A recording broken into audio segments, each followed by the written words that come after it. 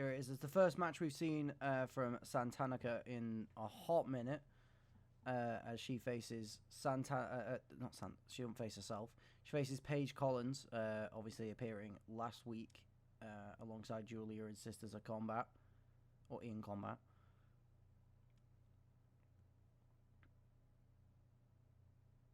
Again, it's just one of those matches where, you know, both women have a lot to prove. Still relatively newcomers, and, you know, both of them still looking for their kind of big moment in the business so far. Would a win here for either of these women accomplish that for them? Paige seems to be alone this week. No tag partner in sight. Yes, because no one told me to. You know, there's a little pullback on the business. The pulling back the curtain of the business a little bit there. Also, I swear to God, if the recording of this stream gets fucking corrupted again, I'm gonna lose my fucking shit.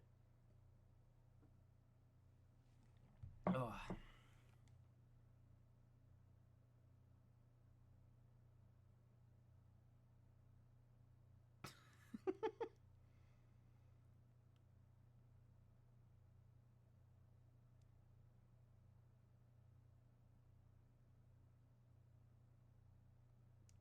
Oh, sorry, someone for sending me a funny gif. Apologies. Santanica going for the pin. 1, 2, kick out at 2 for Paige.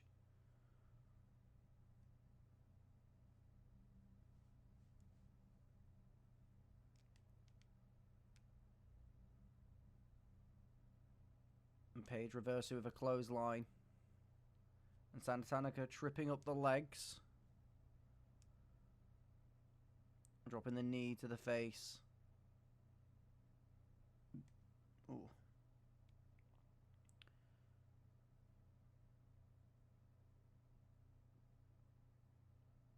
Not a fucking clue what the move's called, but, you know, drops her neck first onto the knee.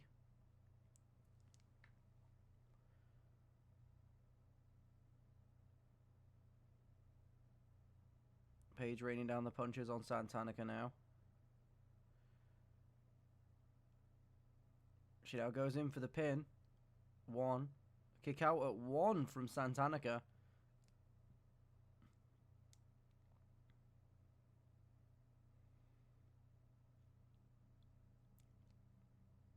Throwing Santanica out of the ring. Paige climbing to the top rope.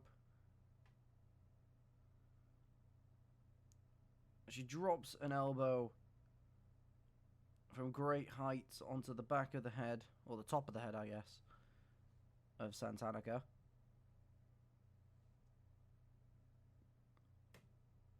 And Santanica is now busted open. And a huge combination of strikes here. As Paige Collins gets back in the ring and then changes her mind. It's almost like she was resetting a count out, even though there was no count out. And then she changed her mind once again. Oh, and then she's changed her mind again. The indecisiveness of Paige Collins seems to be something that Santanica was able to take advantage of.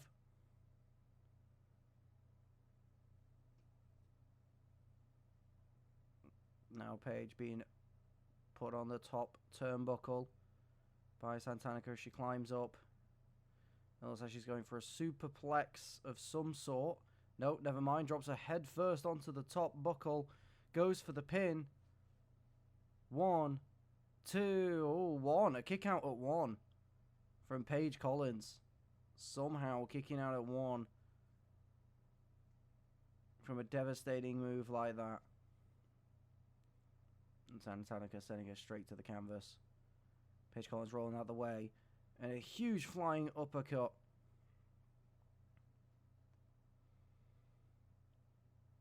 I think she was going for some sort of knockout punch there, I think. I could be wrong on that, but...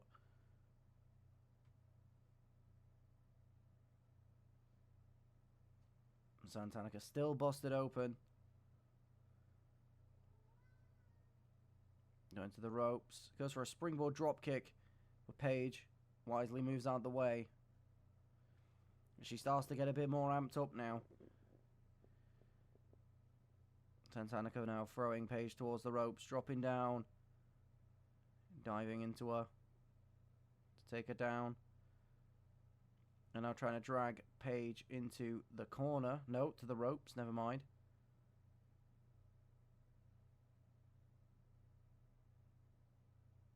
It looks like some sort of like rope hung leg DDT of some sort. Dragging Paige away from the ropes as she now goes in for the pin. 1, 2, and a kick out at 2 from Paige Collins.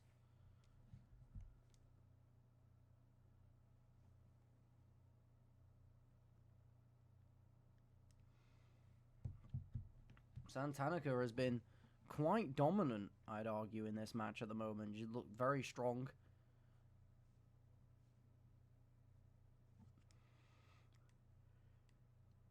Trying to drag Paige into the corner of the ring. It's a long way to walk, but Paige doesn't put much of a fight. I think Santanica's biting the nose of Paige Collins. I don't know how the refs allowed that. Running from corner to corner. Sending Collins down to the mat again.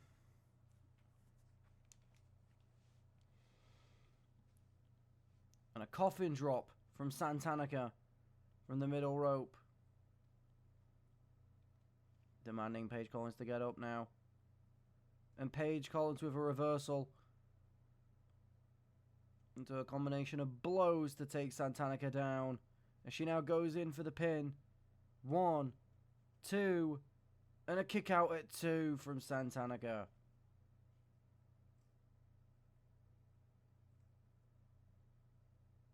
Santanica rolling out the way.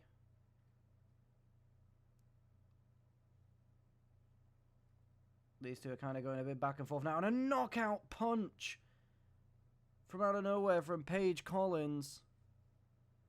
2. And a kick out at 2 once again from Santanica.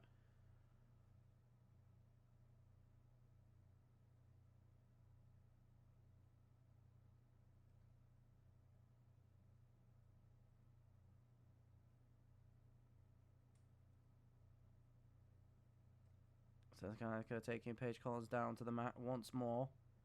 Trying to regain her control back in this match after Paige got a bit more offense in. And every single move that Santanica seems to do is just with so much speed and pace that Paige Collins is struggling to keep up. She's not exactly a fast wrestler, we know that. More power-centered, focused on her striking capabilities. I have no kind of idea what kind of freaky shit's going on here.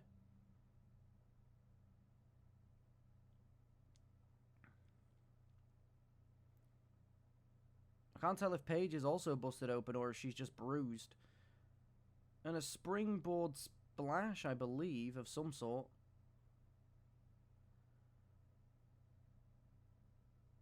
Trying to drag Paige to the corner now.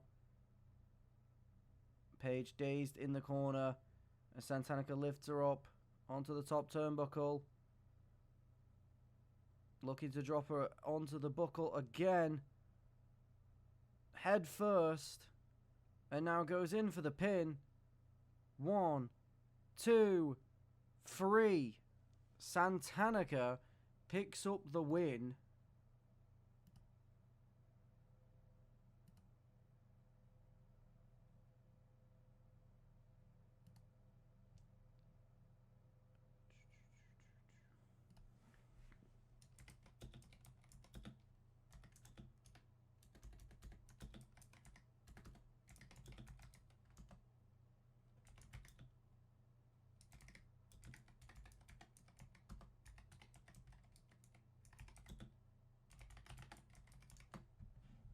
Ugh.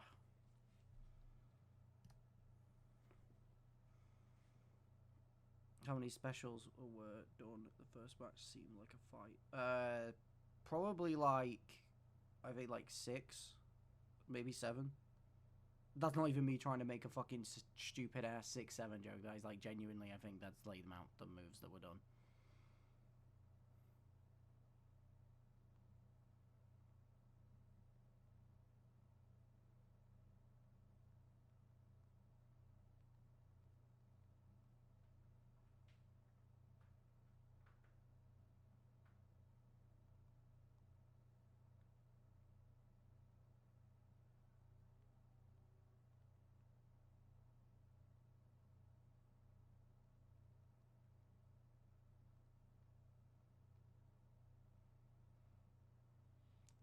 Oh.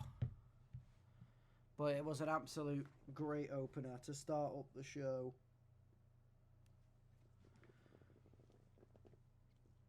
Just two ladies leaving everything they have in the ring.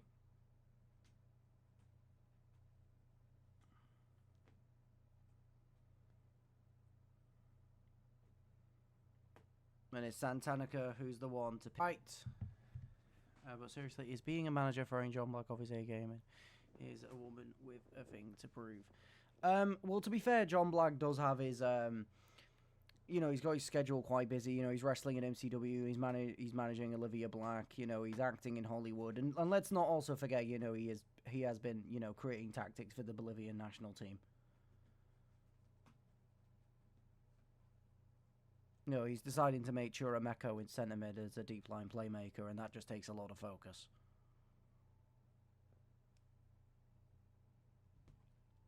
And our first chain wrestling of the night as well.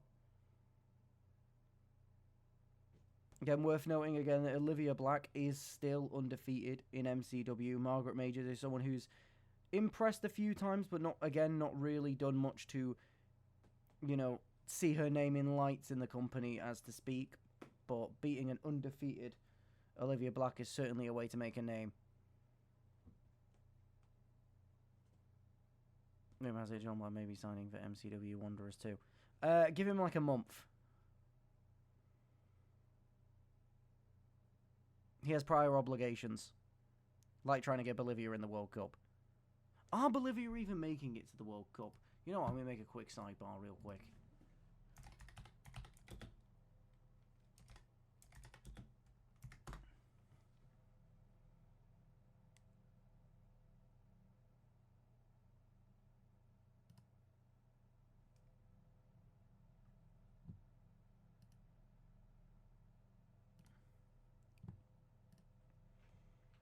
Olivia Black taking a lot of strength in this match so far.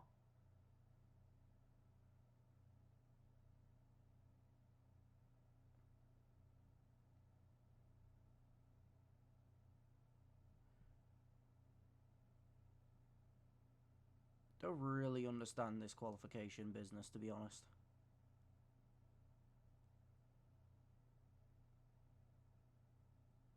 Oh, okay. Bolivia need to beat Suriname, and then if they also beat Iraq after, they make it to the World Cup.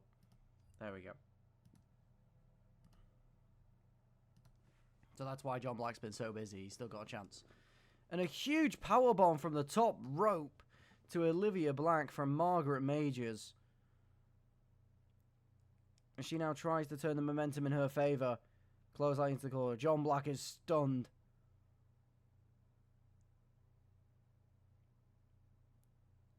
And another powerbomb. Into another powerbomb. Into a third powerbomb on Olivia Black. And Olivia Black catches the fist. As Olivia Black starts to get a bit more hyped up into the match now. Clearly caught off guard by the power of Margaret Majors. With that incredible top rope. As she locks in a sleeper. Will Margaret Majors tap? She doesn't. She reverses.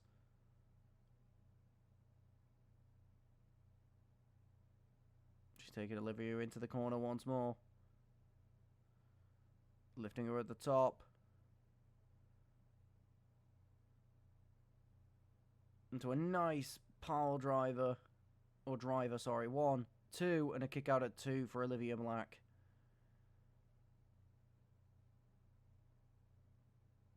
And Margaret Majors climbing up high. Turning around, going for a moonsault. And it does land. She goes for the pin again on Olivia. 1, 2, and a kick out at 2 from Olivia Black. Olivia is certainly, I would argue that this is already Olivia's biggest challenge so far. And a huge powerbomb into an elbow drop. Got her up high as well. And a running power slam. the strength of Margaret Majors is seeming to be something really difficult for Olivia to be able to counter here. Something to be fair, it's something she hasn't really gone up against, I don't think. I mean, it's Olivia Black hasn't, I correct me if I'm wrong, but I don't think Olivia Black has really faced like a stereotypical powerhouse yet so far in her NCW career. She goes for a running drop kick, but again, Margaret Major's dodging. Olivia now moving out of the way, trying to get some kicks to the back of the leg. And now she's trying to get some offense in herself. Locking in a submission. But Margaret Major's getting out of it.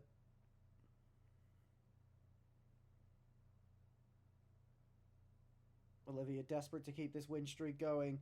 A win here would see her go 5-0.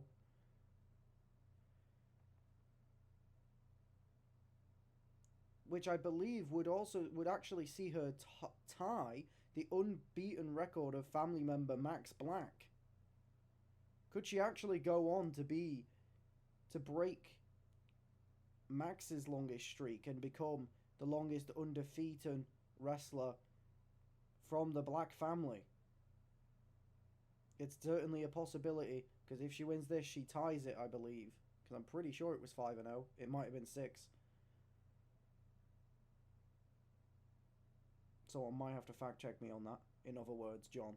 And a huge power bomb. And then got her up high into a Samoan drop. And then dropping a falling headbutt.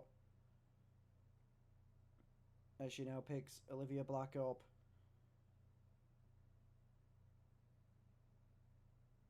Into a nice suplex. Seems to have got a little bit of hurt onto Margaret Majors as well there. And a quick kick from Olivia to get back to her feet.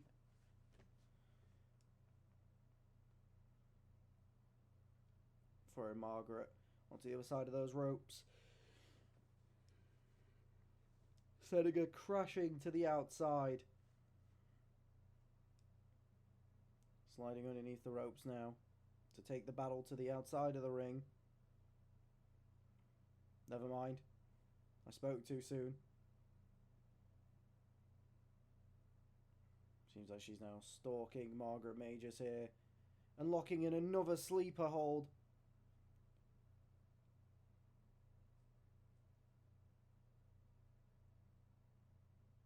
I have no idea what happened there. That was a really weird animation. I had no idea whether she tapped out or what happened there, but I guess Margaret got out of it.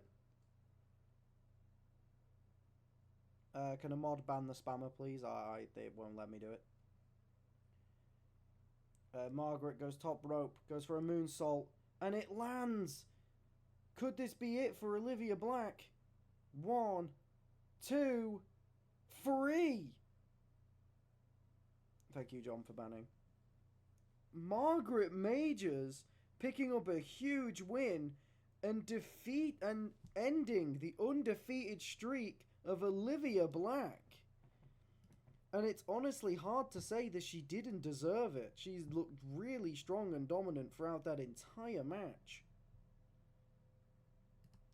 I did say there was a chance of an upset here at the beginning of this match, but I thought it was just a bit of commentary.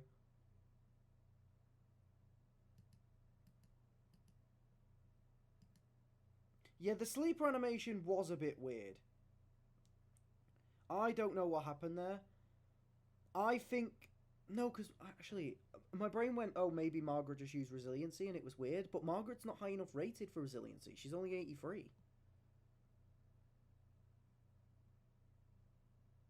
Oh, damn. Okay. Yeah. So that now only leaves 2 undefeated wrestlers in MCW now. In Andre Cruz and Leon Grimes. Both mid-card champions. Turned out different than expected. Honestly, yeah, it's pretty much been the underdog winning in both matches so far. You missed what happened. Santanica beat Paige Collins in quite dominant fashion, and Margaret Majors just ended Olivia Black's undefeated streak again, very dominantly. So it could be a night of upsets for Strike. Although I will say both matches for Strike have actually been good. So I think last week was an outlier for Strike. I think it was just very unlucky. Because the matches have been so much better tonight for Strike than they were previously. Like last week, I mean.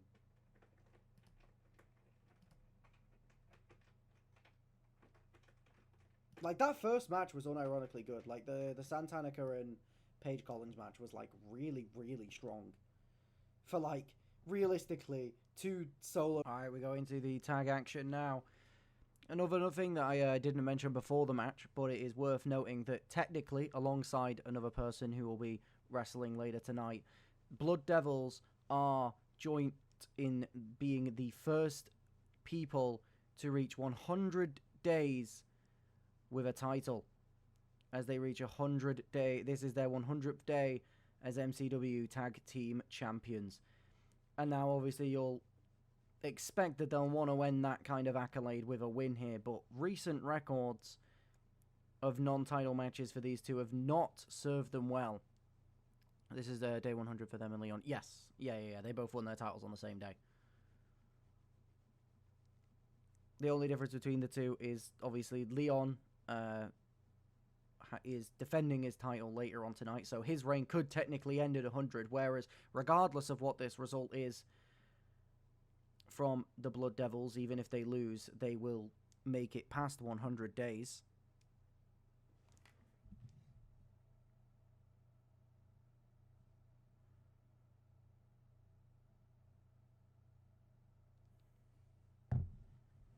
Gotta end today with a win. Listen, that's what they'll be hoping for. Those look very even, though, between the two teams, though, at the moment.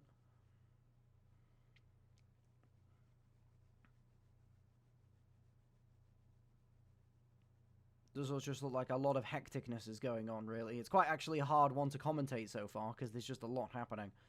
And Aiden Storm taking it straight to Apathy as he now goes out the ring. We've seen a lot of these in these tag matches. They can get quite vicious due to their tornado tag nature. A kendo stick straight to Apathy and then throws it right at her. And Owen, obviously not having any of it, goes for the roll-up.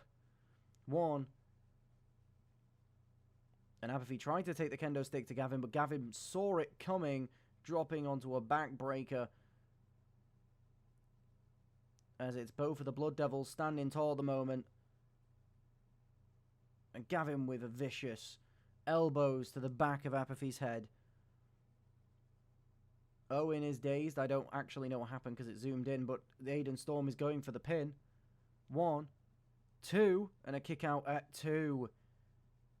Blood Devils nearly taking home the victory on their 100th day as champs. And Gavin with some form of like Superman punch from the springboard.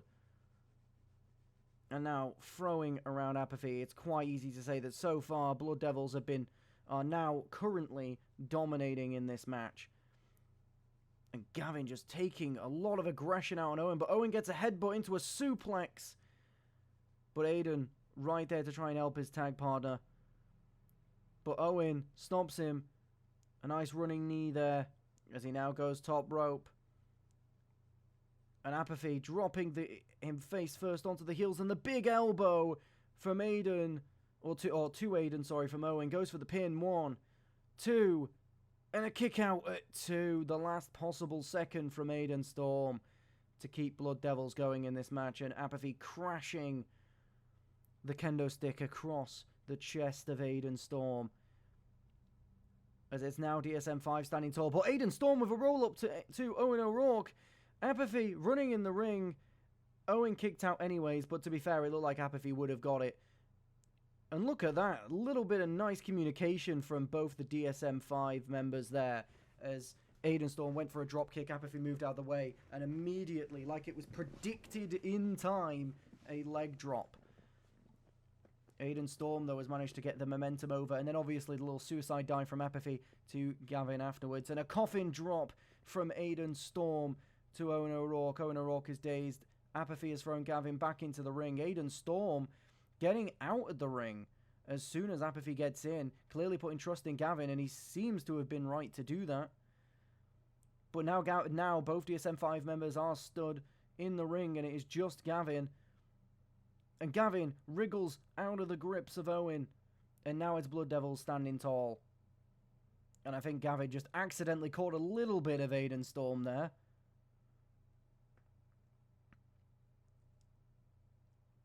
An Apathy with a Future Shock DDT. And Aiden Storm's been sent out of the ring. This could be it. Lovely bit of teamwork between the two there. 1, 2, and a kick out at the last possible second from Gavin Storm again. I think there was a Claymore on the outside the ring there. I wasn't 100% paying attention to the outside. I was more focused on the kick out, but I think it was. And a kendo stick taken to Aiden Storm there. And now going for the pin on Aiden Storm. 1, 2, 3. And DSM-5 pick up the win as the Storm family, the Blood Devils, pick up another loss. 2 weeks on the bounce for the tag champs to pick up losses. And it's a sour day to reach 100 days as champ. Sure, they've reached the accolade, but they couldn't pick up a win on that day, and that has to make it a little bit more of a sour taste left in the mouth of the achievement. Sorry, my Francis had to pack as I'm going to Florida tomorrow. Oh, hell yeah. I hope you enjoy it, Alex. The Blood Devils move in like Celtic Shack whenever they're not defending the titles. It's wild, man. They're shit when titles are on the line. To be fair, the match was actually good, though. Like, this is the thing, that every single match on Strike so far has actually been really good. Like, this was a really solid tag match. There was, like, quite a few decent sequences. It was actually a lot... There we go. It was a Claymore, by the way, so I didn't just imagine that. Like, there was a decent amount of sequences. The ending is a bit of a downer, just because it was, like, he hit one kendo shot, and then, you know, and then won. But... every match so far, and also not only has every match been good, but every single match has been what you would maybe call an upset as well. In shocking, you know, one more upset, or will what seems like a newly locked in Brad Collins take home the expected win in this match, and immediately pouncing his entire body weight in an attempt to squash Kieran Black. And showing off some new athleticism that we've not seen from him in the past. Clearly took the loss to Max Black personally. And took the time away to improve himself. And dropping those dastardly elbows into the back of the skull of Kieran Black. But Kieran being able to get a move in there to be able to prevent Brad Collins from just dominating, but it seems like it didn't last long with a running power slam. Oh, and Brad just fucking apparently decided he was going to take up a lane.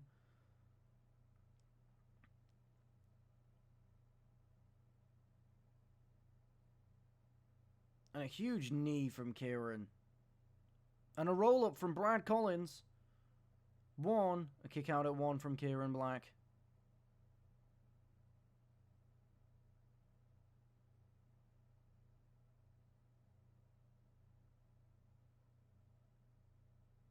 Oh, and a lovely Hurricane Rana maneuver there.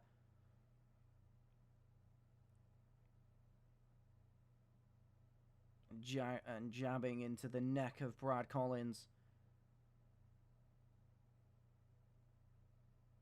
As Brad lifts Kieran up and throws him like he weighs absolutely nothing. Like the weight of a feather.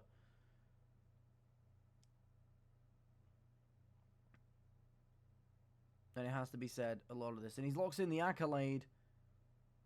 Kieran Black gets out of it quite quickly. Goes for a top rope cutter, but it didn't really connect, but I guess just landing on top of Brad's back did enough damage.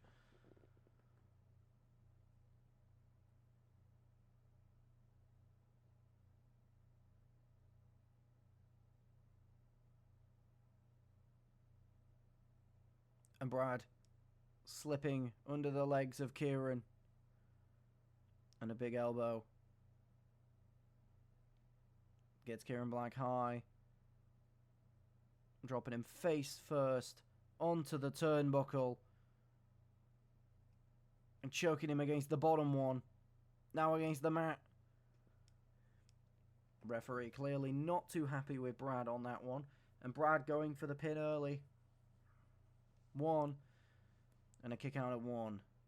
I mean, on a card that's been incredible matches all round so far, I mean, Brad's never really been a guy that's been interested in trying to put on the biggest classic possible. He just wants to get the win done, do his job, pick up the victory as quick and as viciously as he possibly can.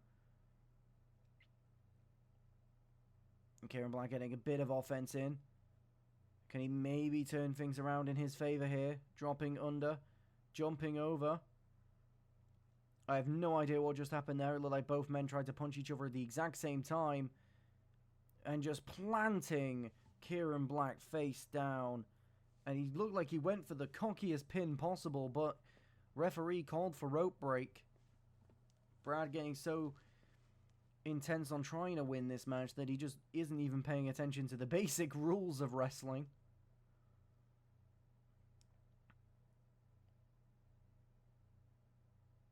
Has been a very dominant performance from Brad so far. But a quick elbow. And a little bit of a flurry here from Kieran Black. Could this change things up? And he just kind of doesn't capitalize.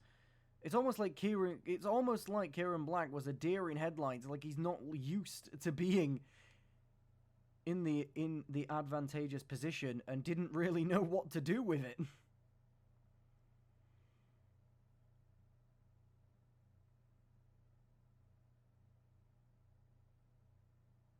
And Brad lifting him up high, but Kieran fighting his way out. And Brad moving out of the way of the grapple. They have a combination of leg and knee strikes there.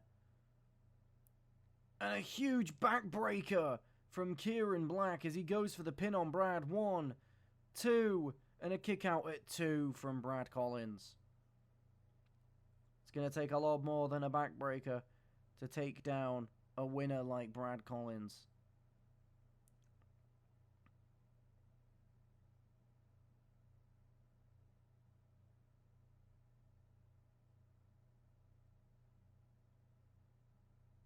It's also worth noting as well, a little bit of an important stat here, or more of an interesting one rather than important. But if Brad Collins wins this match, as he may do here actually, goes for the pin, 1, 2, 3, and he does.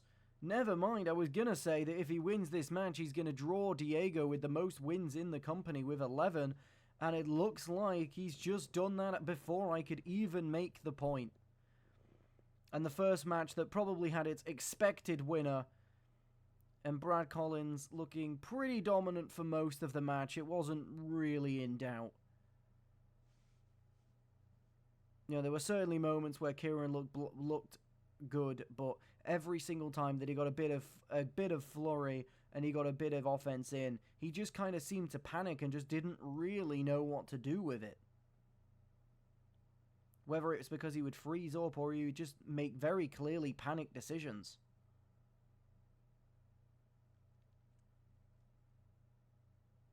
Like there, when he did that combination of strikes to send Brad down to the ground, instead of capitalizing while he was down the ground, he moved him into the center of the ring and just didn't really do anything and allowed Brad Collins to get right back up. I mean, here was the best opportunity that he had to win the match, going for the backbreaker, but it didn't last long as Brad Collins picks up the win.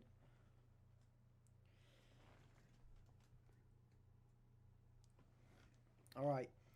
And now we go into the final match of the night, which technically isn't even final match. It's technically final 5 matches, 4 matches, whatever the fuck it technically counts as. And this may be the thing that makes it, even though we have 1 match less on each card than usual, might still be the longest Clash and Strike stream that we've ever done. As these two start the match off, Elijah Chambers, Doug Foster, who of course both faced each other last week, after a heated interaction on Twitter due to Elijah wanting an open challenge and continuing on the beef that they had. And it seems like they're trying to bring the aggression in straight away.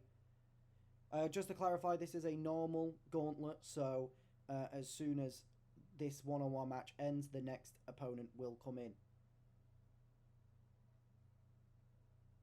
Also, John, can you do me a favour? Can you just check DMs real quick, please? There's a question that you might have knowledge on. If not, it's cool, but you might have knowledge on it. Goes for a top rope cutter and he connects. And goes for the pin immediately. A kick out at 1 from Doug Foster. And Doug dodging. And a big kick to the back of the head. And a clothesline to take him down. Going for the pin. And of course it was Doug that picked up the win in the match between these two last week. I have no fucking clue what the fuck Doug's just tried to do.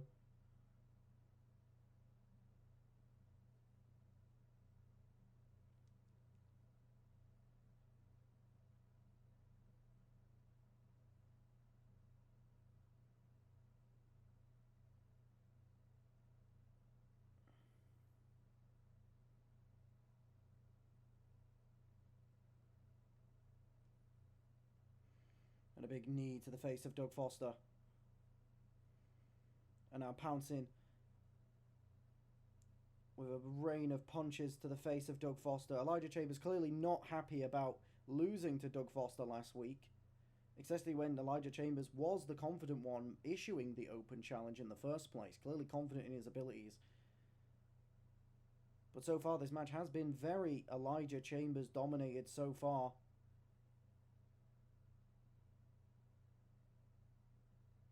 Oh, and he hits the mist on Doug Foster into a kick. Goes for it. Goes for the pin, and it's a kick out at 2. I'm really hoping I'm not going to fuck up entrances when it happens.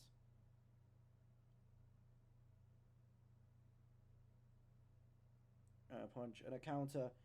And a jumping BFT from Doug. Run's going for a big splash onto Elijah Chambers.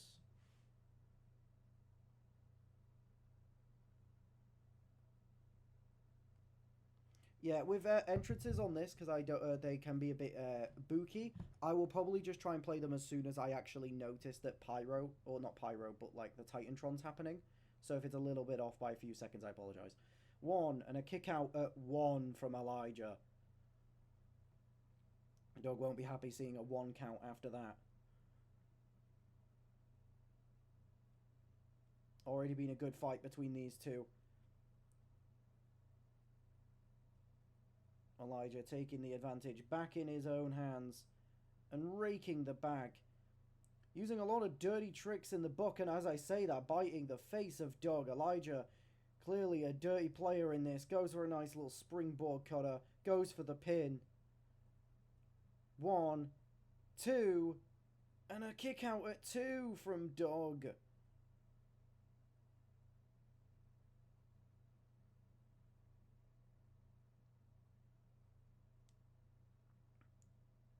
I'm throwing Doug out of the ring. I'll be so real, and this is me being so stupid, because I'm like worried about the entrances because I know they're slightly shorter.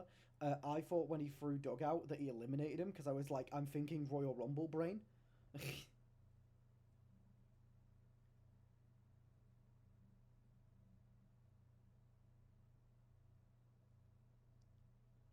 Doug picking Elijah up now.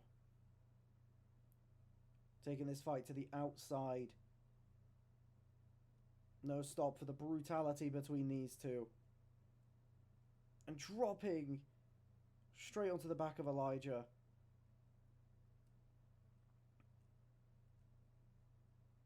And again, just throwing and manhandling Elijah, trying to get as much control as he can.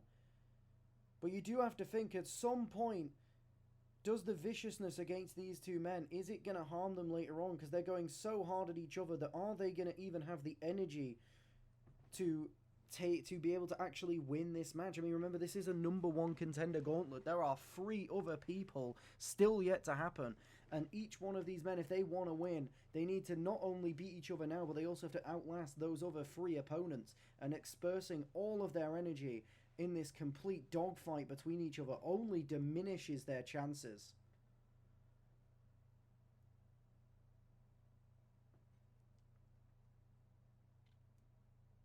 Neither man even trying to really get the fight back to the ring. Clearly, it's just all about pain inflicted between these 2 men.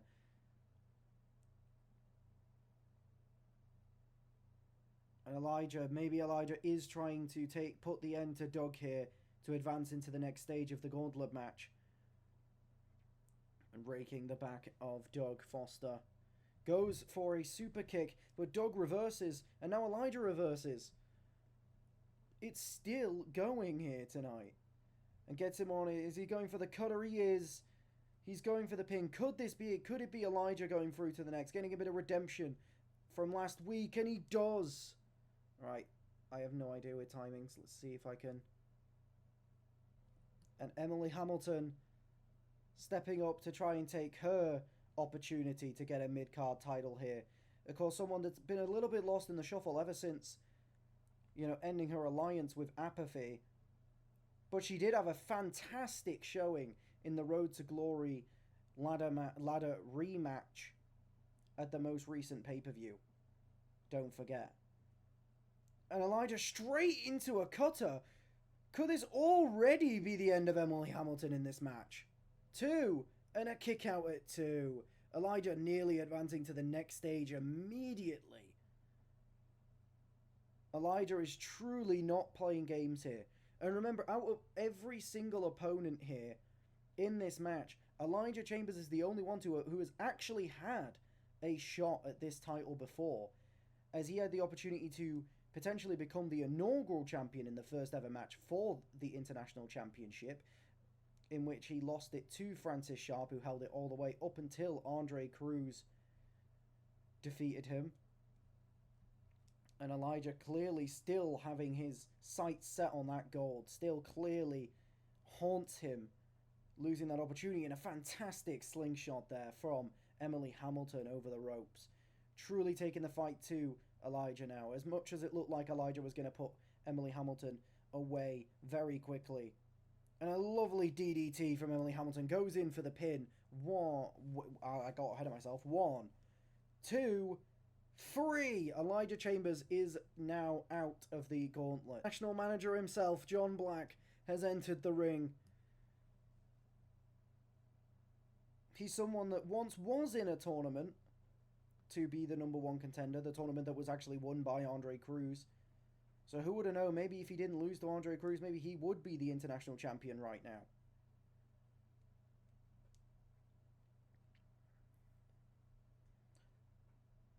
So far, the story of the gauntlet has been exactly what you'd expect. The new member is the one who advances, which you must think.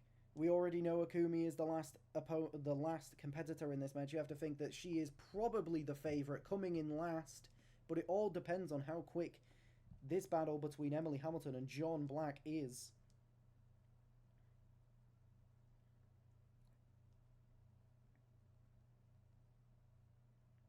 As we go into chain wrestling for the first time in this gauntlet match, I'm really surprised this took up until this point.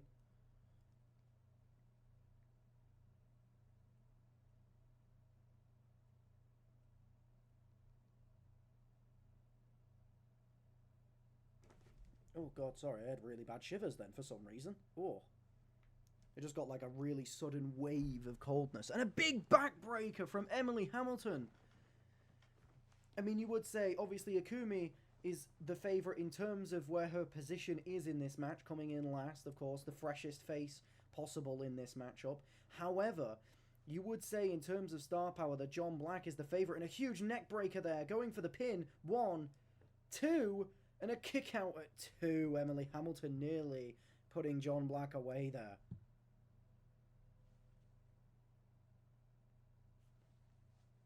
And Emily Hamilton actually putting up a really strong fight here against John Black. What the fuck just happened? They both just transcended space and time. That's how much the International Championship means to these two. Going for the roll-up now from John 1. And there was a really slow count there. You could see the stress on John's face as he was getting up there. And a drop kick into a pin. 1. The referee absolutely just smacked the shit out of John. You have to think there's something going on behind the scenes here. The really slow count on the roll-up, and then immediately the referee slaps John Black in the face. As he gets up for a tombstone. And now stalking Emily Hamilton to get up. And Emily catches the leg, twists John down. And obviously John Black is someone who has on several times claimed that the referees have screwed him over in several other big opportunities. Could it happen again here? If Emily Hamilton puts him away, I'm sure John Black is going to have a lot to say about the referees in MCW. I think that was some sort of stunner. It just looked awkward. And huge athleticism there in the 450 splash. Emily Hamilton dazed, thrown up against the ropes. Got her up into a nice suplex.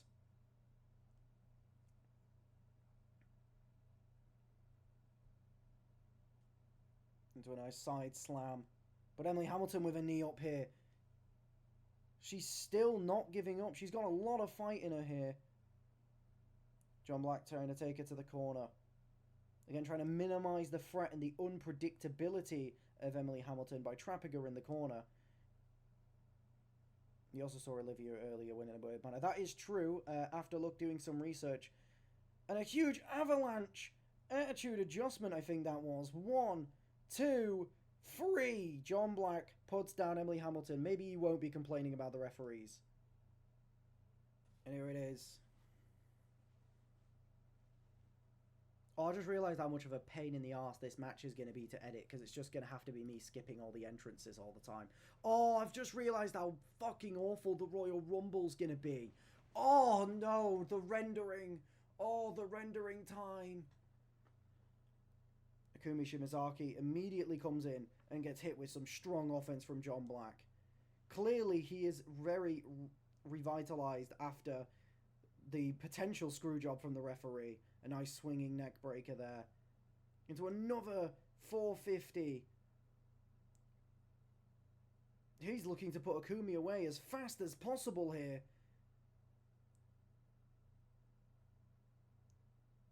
Picks her up and puts her in the guillotine. Will she tap? She does not. She manages to get out of it.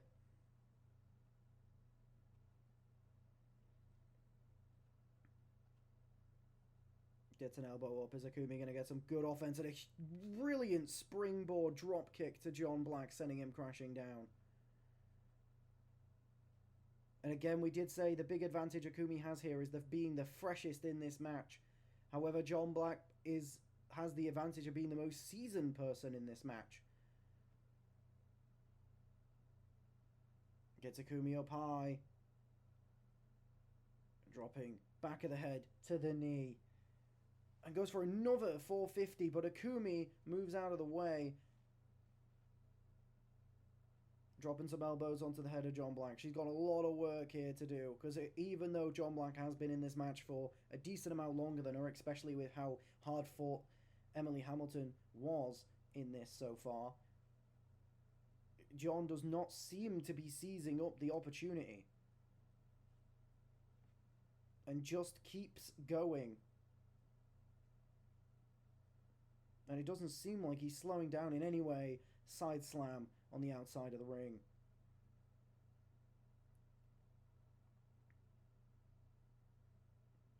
Throwing Akumi back into the ring now.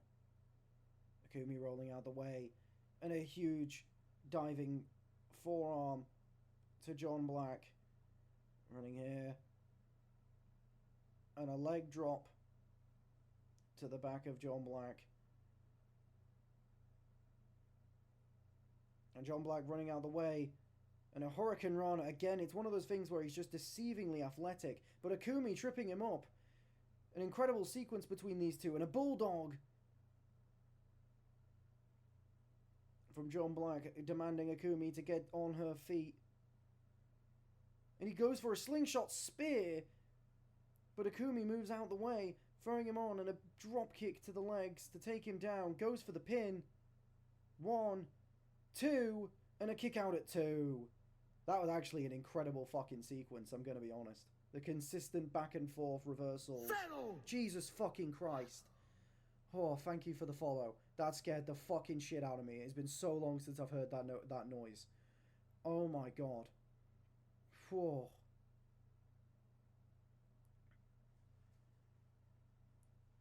And dropping Akumi onto the knees. And up high again. Onto the knee once more.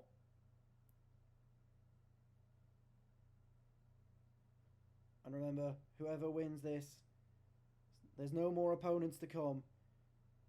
Whoever gets pinned here will lose.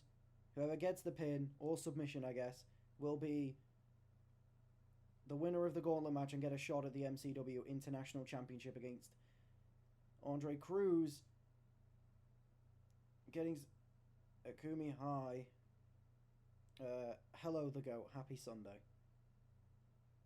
John Black now in for the pin. Can he get the win here? 1, 2, 3, and he does. John Black is your next International Championship #1 contender. He will be taking on Andre Cruz at Full Moon for the title. Can I join MCW? If you put exclamation MCW, the link for the Discord server will be there. You can join the Discord server, have a look around, and, you know, learn how to apply and stuff. It's next gen, but if you have an old gen core, we have someone in the server that can help import it over to next gen for you. And John Black gets his rematch against Andre Cruz. You know, he would have been playing that what if he beat Andre Cruz, would he maybe have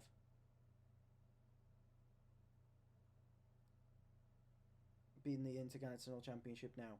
I have a character on this. Yeah, that's not how it works here. You have to join the Discord server and do everything through the Discord server. It's all explained in the server, and there's no exceptions to that. Like, everything is on the server. Everything that is in the server must be followed. If not, then you just won't be accepted. It's pretty simple.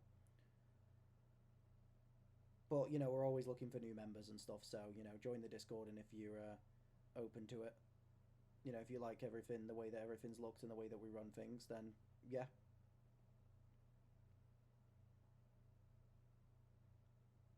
It was that Avalanche AA that made me think that John Black had it won. Oh, wait, he did. Never mind, he did win it there. Against Emily Hamilton. Sorry. Gauntlet matches confuse me, alright? They're difficult to commentate over, alright? Give me a break. But there he is, standing tall. John Black. Your International Championship #1 contender.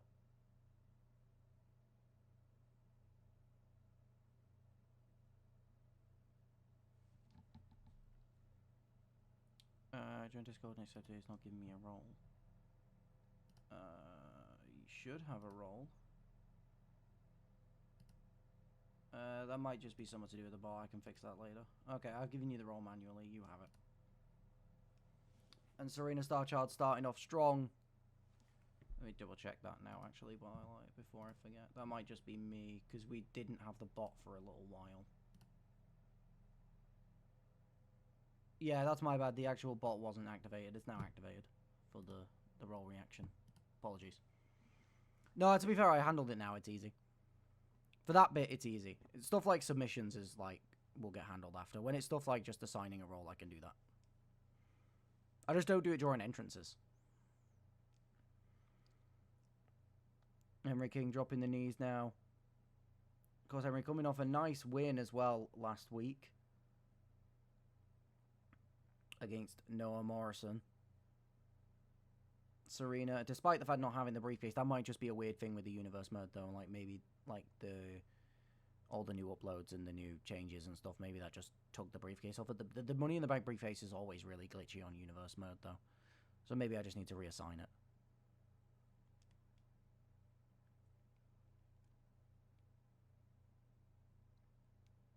But don't get it twisted. She is the briefcase holder. She does have it. Nice bit of chain wrestling here between the two of them. Midnight Chain Wrestling returning at its finest. Henry King will be looking to continue his momentum from last week. You know, Serena obviously as well. This is big for her, being able to solidify herself as a top star. You know, holding that briefcase is definitely something that you want. You don't just want to, you know, especially someone like Serena who runs a lot off the fans' respect and the fanfare. You know, she's not really someone that's going to want to just take you know, only just get to the top by just cashing in simply. Like, you know, she'll want to be able to prove she can do it with the best of the best. And, you know, reach the top anyway. A roll up from Henry King.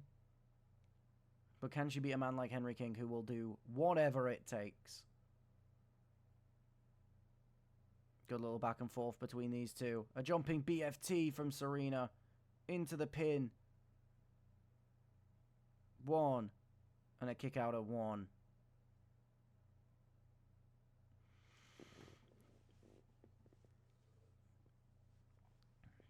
And Serena picking up Henry to unleash another onslaught of attacks, but Henry taking her down. Lifting her up for a tombstone.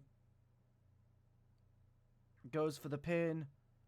1, 2, and a kick out at 2 from Serena Starchild.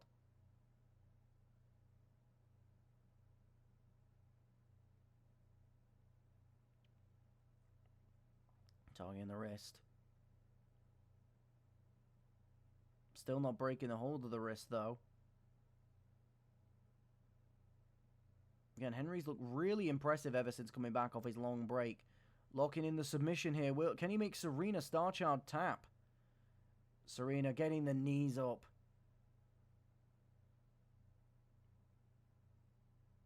And a nice leg takedown there. Or a leg sweep, shall I say.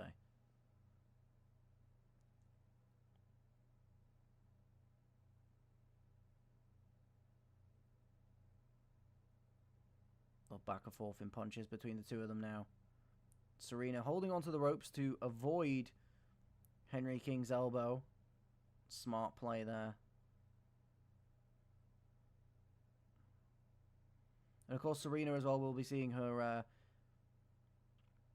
fellow faction stablemates perform later on tonight in a match against Henry King's faction stablemates in the Fallen, as Vixen v. the Fallen will happen later on tonight. I didn't even realise that when I booked this match. That wasn't even on purpose. I've only just noticed that now. Those were booked completely different with like neither of each other's matches in mind. But hey, symmetry. You love a bit of symmetry. Serena locking in the submission. Will Henry King tap? He will not. Wriggling out with some punches to the head. And now dropping down. And a huge backdrop. Now raking the face of Serena again. It's like we said, Henry King is one of those men that's just willing to do whatever it takes to take home a win. Serena moving out of the way of the knee. And the jumping BFT into the pin. 1, 2, 3. Serena Starchild picks up the win against Henry King. Proving that she can rise to the top of the card organically, even while having the briefcase. Proving that she does deserve the honor of having that briefcase, even though for some reason the game doesn't have her have it, which is like still a bit bizarre to me.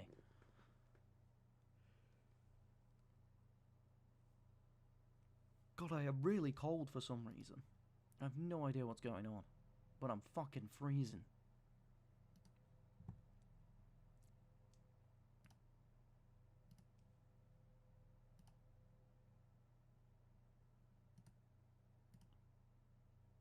Who in the chat is still with us, by the way? I've been a little bit silent for a little bit, so I'm just seeing if people are still here.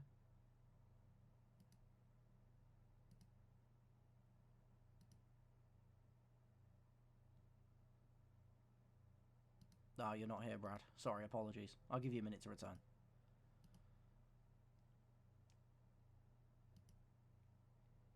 It's alright.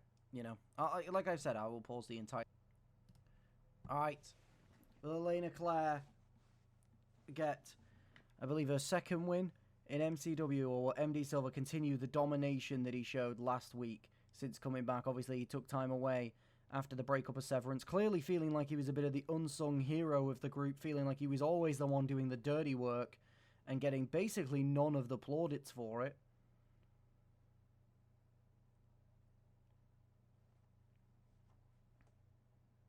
And of course, as well, you know, a man that's clearly has some emotions about the breakup, a roll-up broken up at 0, and then MD Silver returning 1, kick out at 1. And one thing for sure is that MD Silver will truly not have any positive emotions about the fact that his tag partner, or former tag partner, sorry, will be getting a shot at the European Championship in the main event tonight. And MD Silver thrown out of the ring. Elena Claire rolling under the ring to go and chase him. And this is an MD Silver who's clearly just focused on being able to perform and get results. Like we said, MD Silver in past has been a character with who's been very cocky, very flashy. You know, he's been a lot about presentation, making a big deal out of his presentation, which is why it was so shocking when he came back last week with no Titantrons whatsoever. No gimmicks, no, you know, flashy clothing or attire.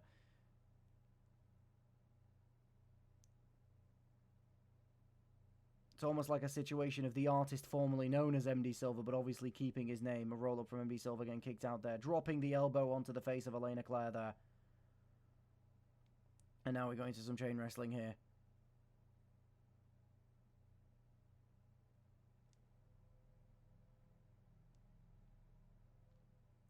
The headlock locked in by Elena Claire.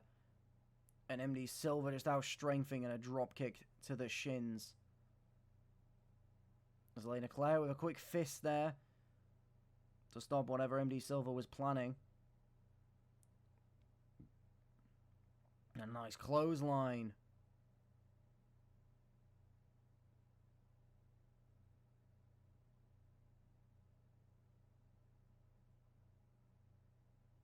Elena Claire showing off for the crowd here.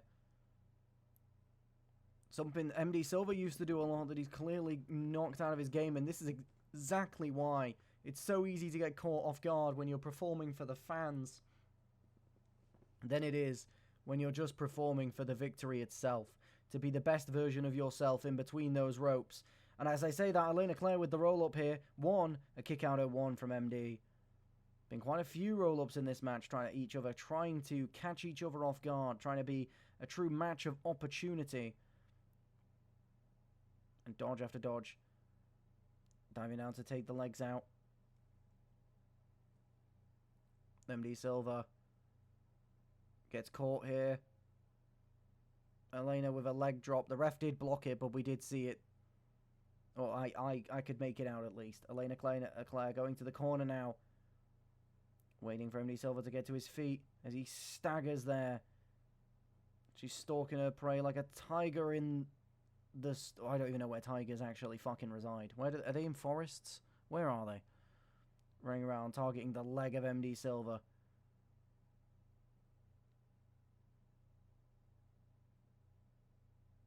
And MD Silver getting his way out. Lifting her up into a pile driver. Goes for the pin. 1, 2, and a kick out at 2 from Elena Claire. Again, MD Silver, it's all about picking moments. It's all about picking the right opportunity to take your opponent down. Secure the victory. And a code breaker from Elena Claire. MD Silver goes flying. 1, 2, and a kick out at 2.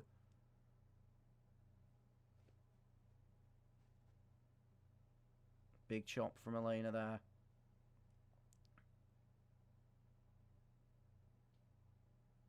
Into a swinging neck breaker. And now MD with a quick knee to get right back to his feet, throwing Elena across the ropes, and a torpedo Moscow, sending her crashing down. 1, 2, and a kick out at 2. And now remember, that's not so surprising. It did take 2 torpedo Moscows for MD Silva to take out Lacana Toro last week. So maybe all he needs is that one more opportunity, that one more chance to get another. Again, waiting for Elena Claire. Lining up for a Pele kick here. But it misses. But still, MD Silva being able to predict every one of Elena Claire's movements right now. But Elena Claire being able to actually surprise him. He couldn't predict that, but he still gets the upper hand. Gets her up. And no, one more reversal to get out of his grip. Get it out of the powerbomb position. And he's still got her up. A huge suplex after getting so much hang time in the air. But Elena Claire again with another kick to the stomach to catch him by surprise. And now an enziguri to the middle of the chest. Goes for the pin now on MD Silva. 1, 2, no, just a 1 count before MD kicks out.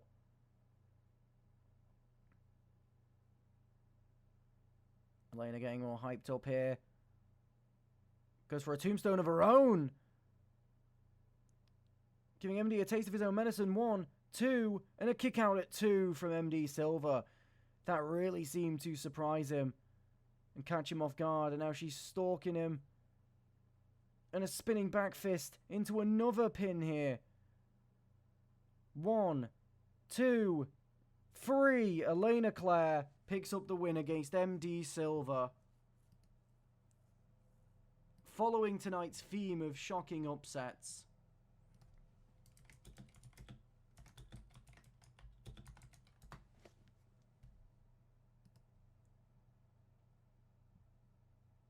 Clearly caught off guard by the use of his own move.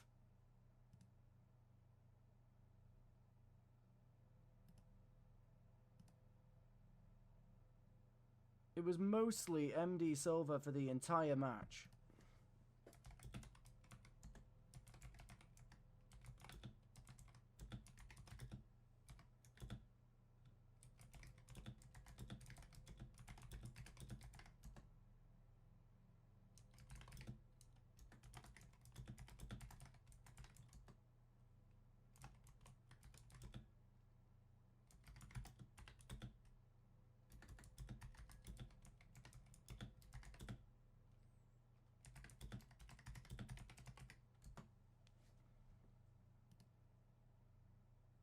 Next we see will be male crying audio.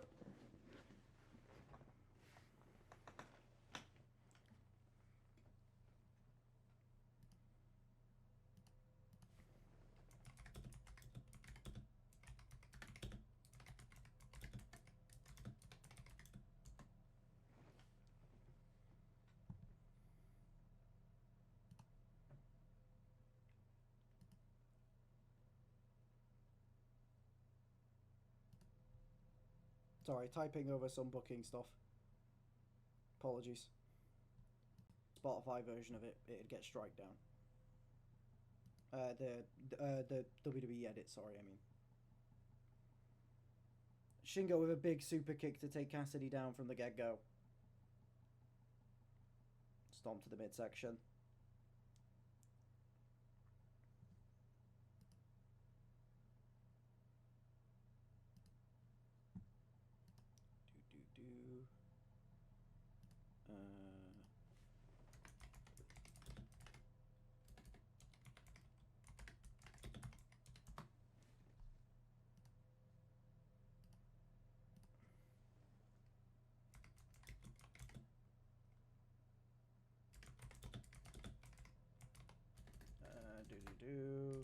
Sorry, just responding to DMs.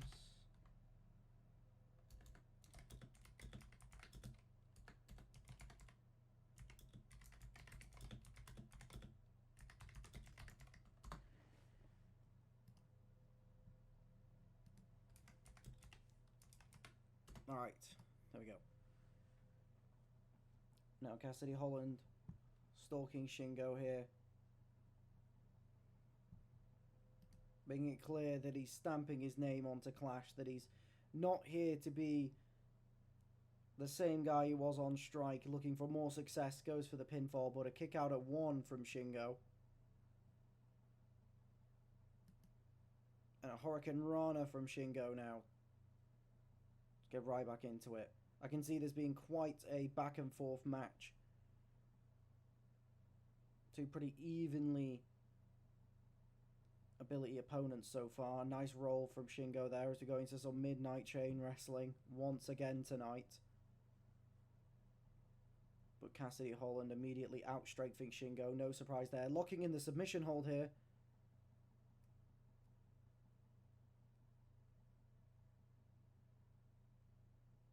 And Shingo seems to throw him off. And I thought that was another submission hold, but it's not. Just dropping more punches to the face of Shingo. Cassidy Holland clearly coming out here with some aggression. But at a count of 1, Shingo kicks out.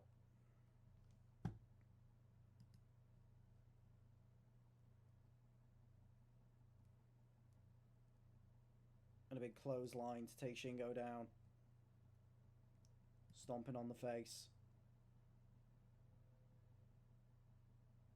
Goes for a knee, but Shingo moves out of the way just in time. Shingo gets Cassidy up high. Despite the size difference. And takes him down to the mat. You'd think he'd go straight in for the pin there, but I guess Shingo choosing not to. Lifting him up into a suplex, and now this time goes for the pin. 1. And a kick out at 1 from Cassidy Holland.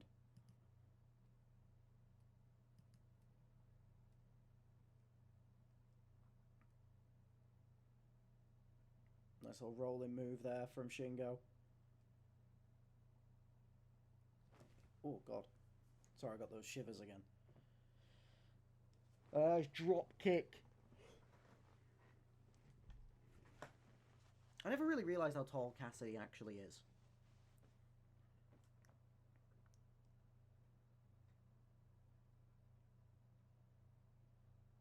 And a nice jumping knee into the pin.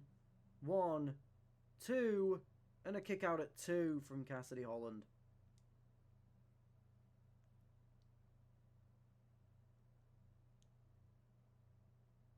And Cassidy with a reversal, with a quick kick to the gut. Cassidy catches him.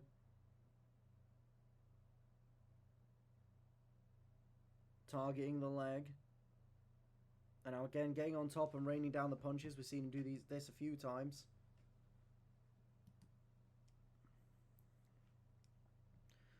And a rolling code breaker from Shingo Sonata. What a move. Goes for the pin. 1, 2.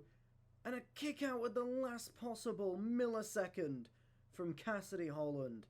Truly a 2.99. And now a springboard moonsault from Shingo. Shingo looking really fast in this match. Very athletic and agile. And what the fuck was that?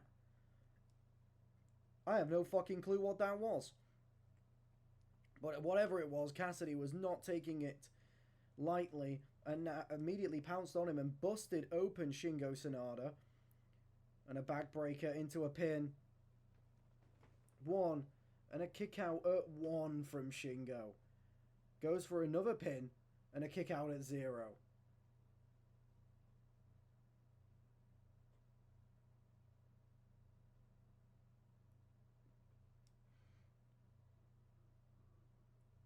Cassidy dodging. And now it's Shingo dodging. But Cassidy manages to still get a big punch in. Throwing him down to the mat.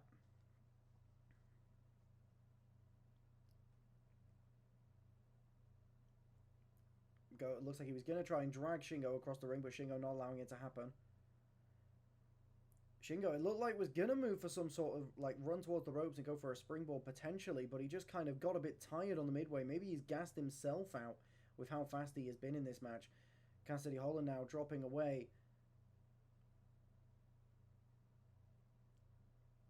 Again, a double stomp to the face. Quick kick from Shingo Tanada. As he goes to the middle ropes. Goes for another drop kick from the middle rope. Goes to pick Cassidy up, but Cassidy with the reversal. Throwing Shingo against the ropes now. Lifts him up high into a pop-up cutter. Goes for the pin. 1, 2, 3. Cassidy Holland has actually won a match in MCW. It has been so long since his last win. And all it took was a transfer to Strike. We said that we saw a new side of him on Clash last week. A level of, despite the loss, the ability that he showed in that match was something that we hadn't seen from him pretty much the entire time he's been here. And he finally picks up a win. And could this be a new Cassidy Holland that we haven't seen before? Could this be a Cassidy Holland that knows how to win several matches?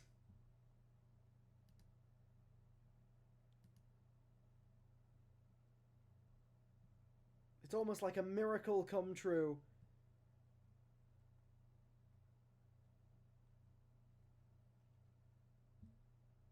As he takes down Shingo Sanada.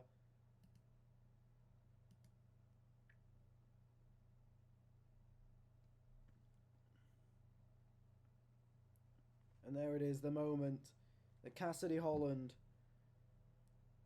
won. A man who has been clowned on for many months over his ability to consistently lose. And he's been able to prove the people wrong. And prove to people that you know one streak alive as a team, or will the Fallen topple them and end this win streak that they're on, this undefeated streak. And of course it is hard to not address the elephant in the room of Jack Collins in another match against a member of the Minji family, or Minji/Holland family, as he's just constant, probably the biggest generational hater we've ever seen since like 50 Cent to Diddy at this point.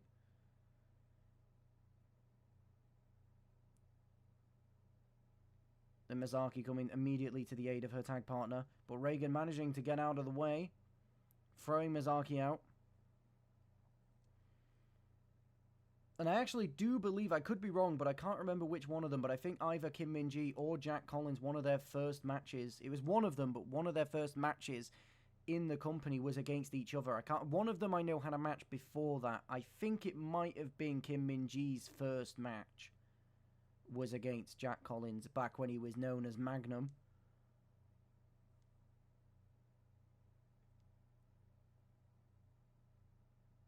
Yeah, I thought it was. And he goes to drop the elbow on her, but completely misses. And Kim Min-ji doesn't even do him the respect of going after him. And Mizaki really drastically overshotting the slingshot lariat there. Reagan going for the pin on Kim Min-ji here. The referee took forever to start the count there, but kick out at 1, nonetheless. Going for the pin once again. Kick out at 0 there from Kim Min-ji. Mizaki Ryoki is getting heavy fire here from Jack Collins. Going for the pin again, 1. Kick out at 1.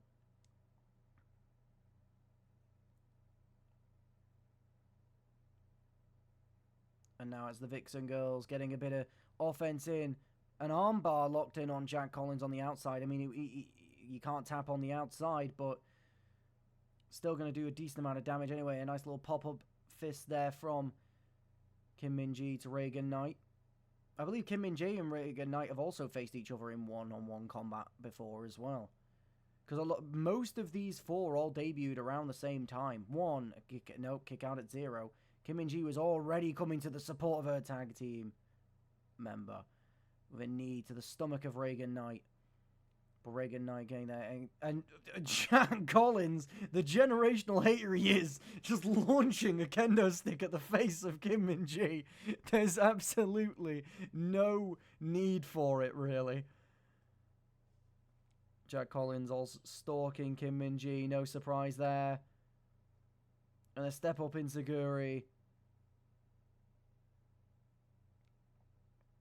Both Vixen members down on the ground. Jack picks up Kim. Kim with the reversal, getting a fist of her own there in the way. Reagan trying to... Reagan kind of very smartly, actually, saving her tag partner from being dragged in the corner by throwing Mizaki almost like as a projectile at Kim Min-ji to stop her from taking Jack to the corner. Some really solid teamwork between the two of them there. Kim Min-ji went to go help her tag partner, saw Jack Collins getting back to his feet. The problem that Vixen are facing here is that it seems like for pretty much most of this match, only one of them is on their feet at once. It's making it really easy for the Fallen to take advantage of this matchup. Because it's a 2v1 pretty much most of the match so far. Kim Min-ji throwing against the ropes. Goes for some sort of kick, but again, missed drastically. A roll-up from Kim Min-ji to Reagan Knight here, too. A kick out at 2. Nearly taking the win there out of nowhere. And a huge knee strike there. And strangely enough, not going immediately for the pin. Not seeming to go for the pin at all. He seems more focused on trying to help Reagan Knight. And into the pin. This is not looking good for Vixen so far, honestly. They are really struggling here against the Fallen. Kim Min-ji flattening Reagan Knight to the mat here.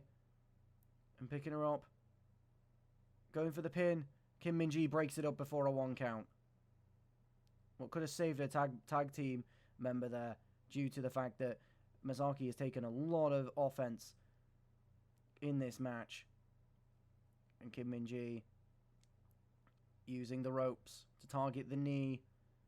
But not focusing on Jack Collins behind, ready for a DDT. Mizaki trying to get there, but she's just so slow. She's taking so much offense, but she flips out of the grasp here.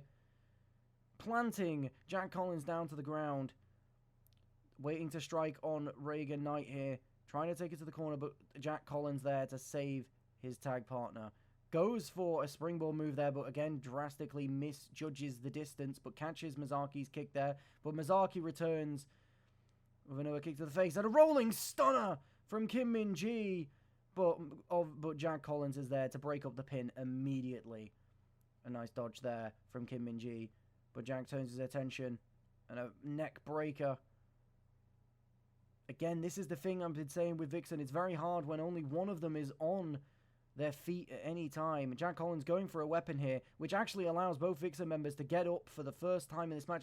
But Mizaki getting out of the ring, going for a weapon of her own, and a sledgehammer to the stomach. And launching it directly at him. But is Mizaki getting tunnel vision here on Jack Collins? Because Kim Min-ji looks like she needs help in the ring right now. And Mizaki is nowhere to be seen. Focusing entirely on Jack Collins here.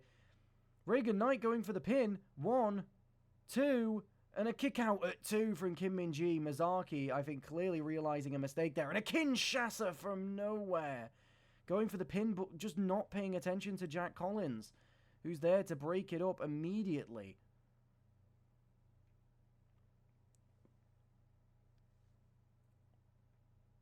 A nice enziguri there from Kim Min-ji to Jack Collins.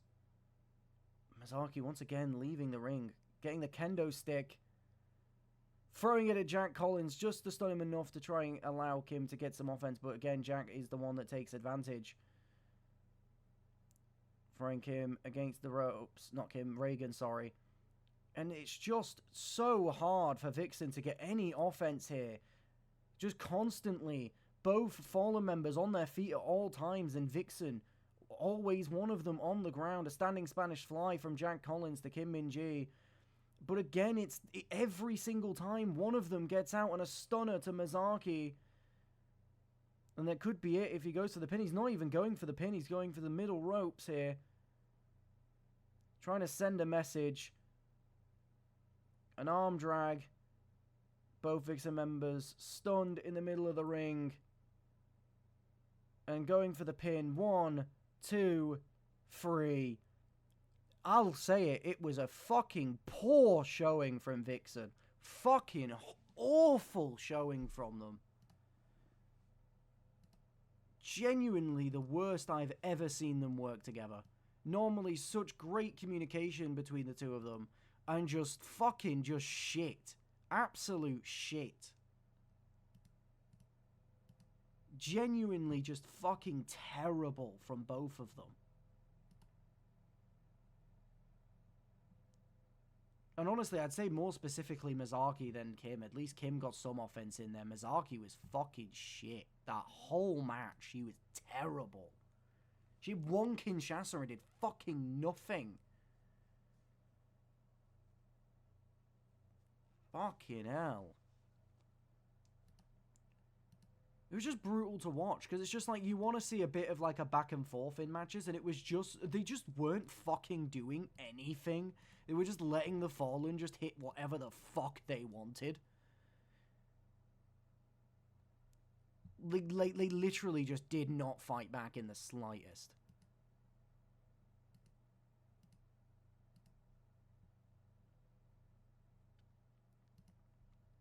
But the Fallen pick up a win in their first win as a team. What's going on here? Well, I didn't quite get it, but it's fine.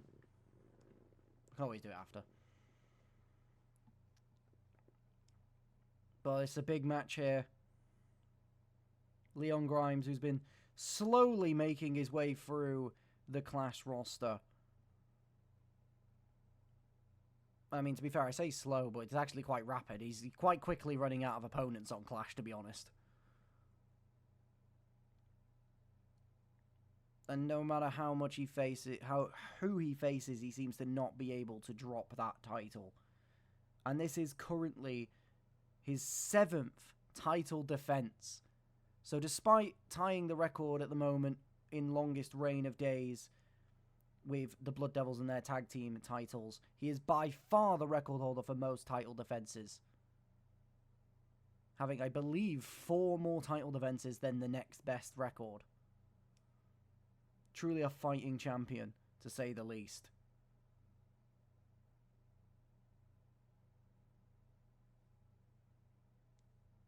Can he keep the undefeated streak going?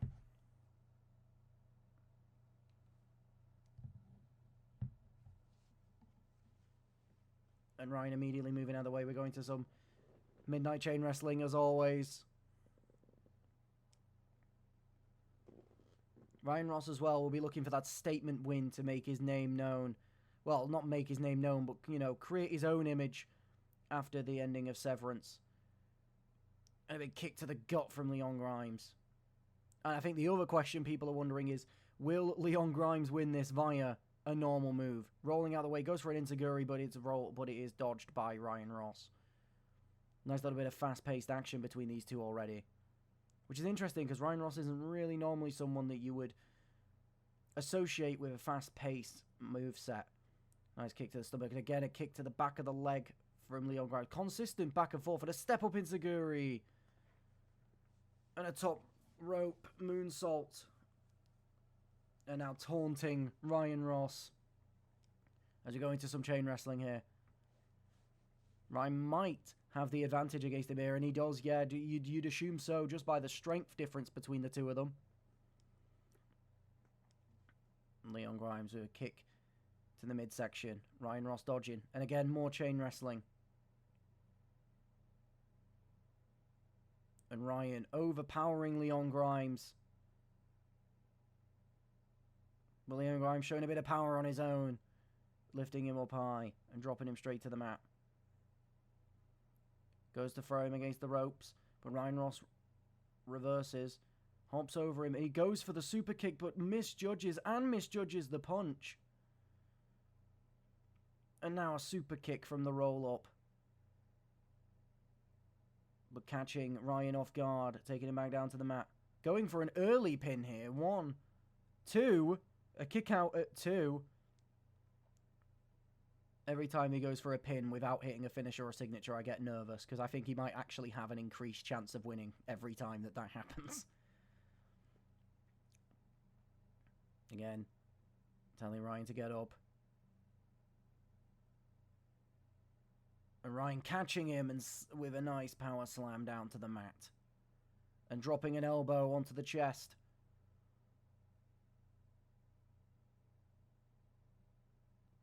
Quick kick from Leon Grimes there. And dropping down, leapfrogging over.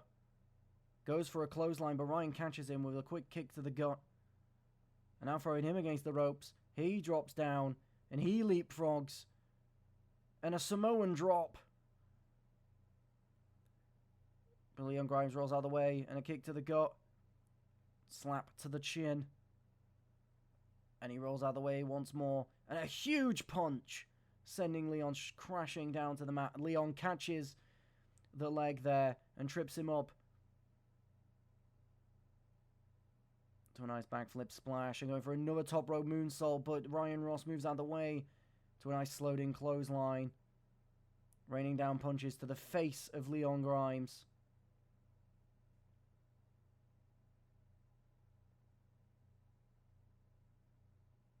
And a drop kick. And another elbow drop.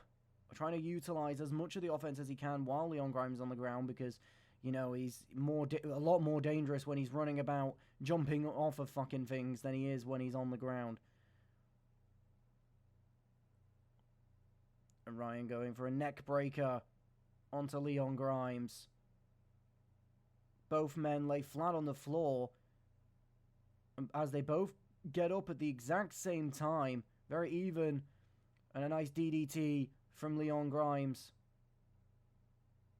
Goes for another top springboard moonsault, but misses. Ryan Ross trying to take advantage on it, going for the pin. 1 and a kick out at 1 from Leon Grimes.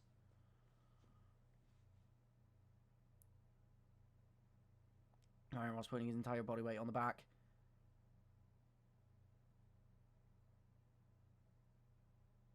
Trying to use a very unpredictable style of wrestling against Leon Grimes. There's not much consistency from Ryan here, but he's just kind of, it seems like he's throwing everything that he can at the wall to try and get this win. It'd be the biggest win of his entire career. That's for sure. Not only winning the title, but also ending the undefeated streak of Leon Grimes on his 100th day as champion is just so much bragging rights that he can claim there. And Leon is not really seeming to be able to stop Ryan at this point. Ryan completely misjudging the dive there as Leon moves him towards the ropes. Throws him against the ropes. And moving into a clothesline, sending Ryan down to the mat.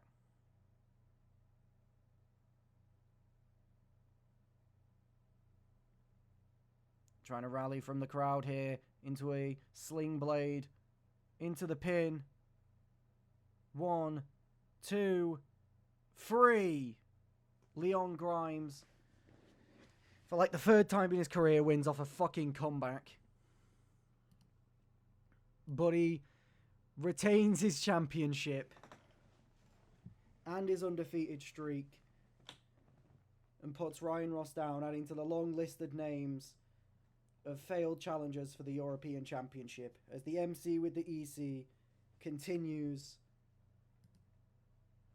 his lengthy reign as European Championship. He needs to win with it. Honestly, it's possible. At this point, I'm convinced he can.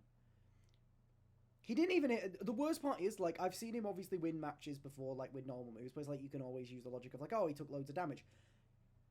He didn't hit a single finisher or signature in that match.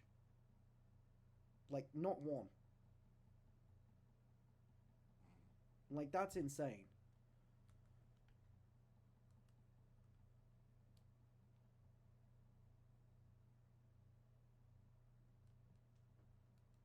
Go on, I can get a photo.